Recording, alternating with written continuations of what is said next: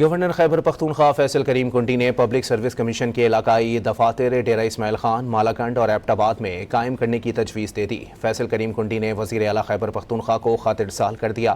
مزید جانتے ہیں ڈان نیوز کے نمائندے محمد اسرار سے۔ جی محمد اسرار، بتائیے گا۔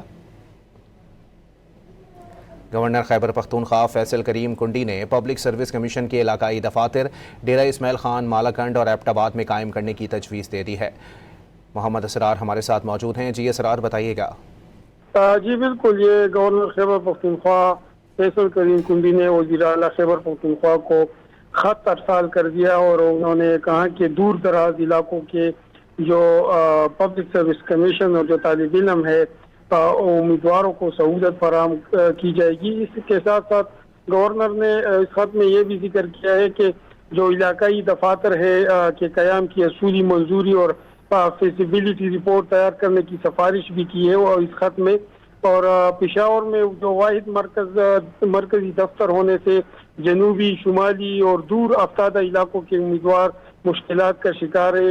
اس خط میں گورنر نے یہ بھی ذکر کیا ہے کہ امتحانات اور انٹرویوز کے لیے طویل سفر امیدواروں پر مالی بوجھ ڈال رہا ہے، جس سے خواتین سب سے زیادہ متاثر ہوتی ہیں۔ ڈیرہ اسماعیل خان، مالاکنڈ، ایبٹ آباد میں علاقائی دفتروں سے لاکھوں امیدواروں کو سہولت ملے گی۔ اسی طرح گورنر نے یہ بھی بات کی ہے کہ علاقائی جو دفاتر ہے مرحلہ وار موجودہ سرکاری انفراسٹرکچر استعمال کرتے ہوئے قائم کیے جا سکتے ہیں۔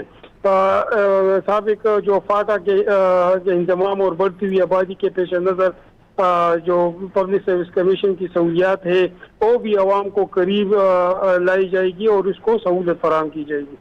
جی بہت شکریہ۔